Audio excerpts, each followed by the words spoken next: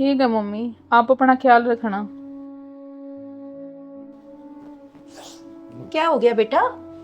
तू इतनी परेशान क्यों हो रही है? तू तो तेरी मम्मी से बात करके हमेशा खुश होती थी। आज ऐसी क्या बात होगी? इतनी उदास क्यों है? कोई दिक्कत हो तो मुझे बता बेटा। कुछ नहीं हुआ मम्मी जी।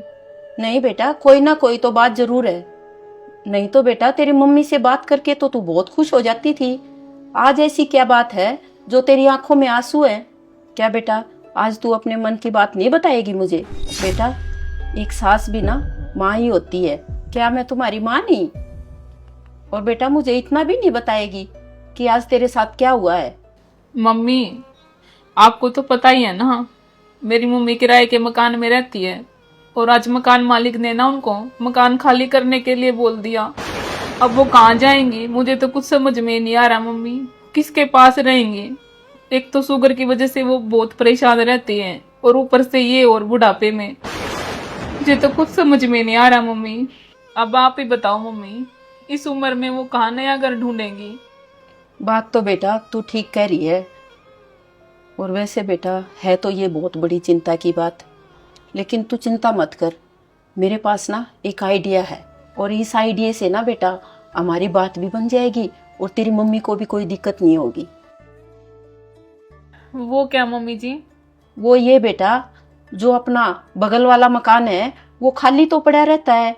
वो 2 रूम सेट बेटा किस काम आएगा? वैसे भी बेटा समदन जी को ना हमारे होते हुए कहीं भटकने की जरूरत नहीं है। तू ऐसा कर, एक बार मंजीत को बोल दे, आते हुए ना समदन जी को यहाँ ले आएंगे। इससे समदन जी को घर भी मिल जाएगा और हमें सहारा भी। क्या मम्मी जी ये सब ठीक रहेगा, मेरी मम्मी को यहाँ लाना? बेटा इसमें ठीक और ना ठीक की कौन सी बात है? और बेटा इस दुख की घड़ी में अगर हम उनके काम नहीं आएंगे तो और कौन आएगा? और आखिरकार बेटा रिश्तेदार ही रिश्तेदार के काम आते हैं। और बेटा बुरे वक्त में ही इंसान को अपने पराये की पहचान होती है। लेकिन मम्मी, मेरी मम्मी को तो अपनी बेटी के ससुराल में आकर रहना बड़ा अजीब लगेगा। बेटा इसमें अजीब लगने वाली कौन सी बात है? क्या माँ बाप का सहारा एक बेटा ही बन सकता है? एक बेटी नहीं बन सकती क्या? और यानसी बेटा औलाद तो औलाद होती है। और बेटा एक बेटी का भी उतना ही फर्ज होता है जितना एक बेटे का अपने माँ बाप का ख्याल रखने का। तू ऐसा कर, फोन उठा और अपनी मम्मी से मेरी बात करवा। ठीक है मम्मी जी, अगर आप बोल रहे हो तो मैं मिला देती हूँ। लो मम्मी जी।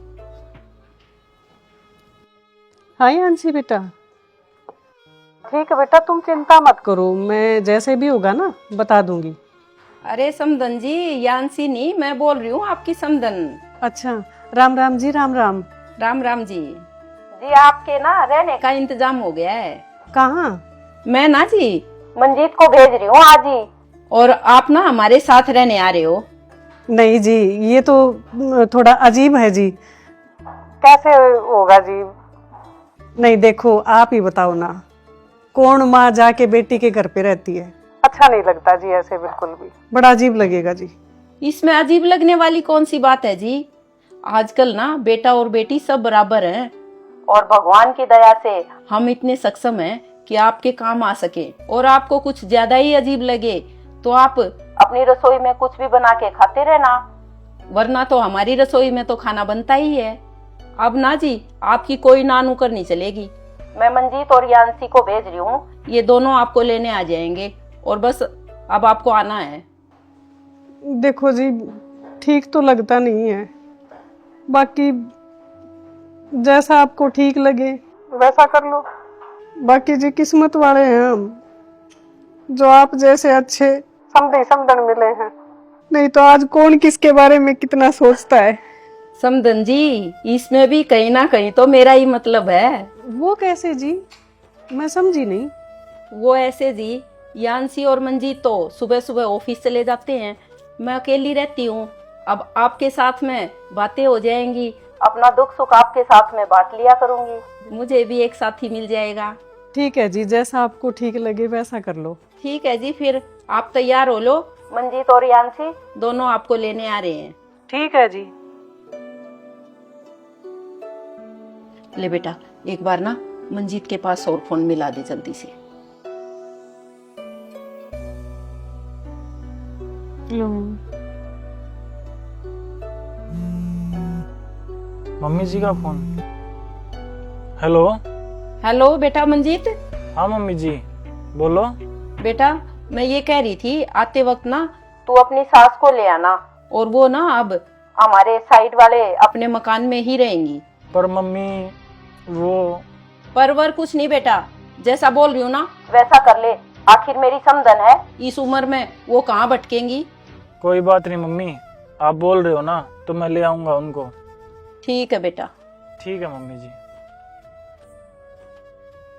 मम्मी जी हमें ना लोगों ने बहुत भड़काया था कि इतने बड़े घर में ना लड़की की शादी मत करो, उसकी कदर नहीं होगी, वो ना पैसे के घमंड में रहेंगे सब। पर मम्मी जी जितना बड़ा हमारा घर है ना, उससे बड़ा तो आपका दिल है। चल ठीक है, अब तू ना ज्यादा बातें मत बना, मुझे मकान की सफाई भी करवानी है।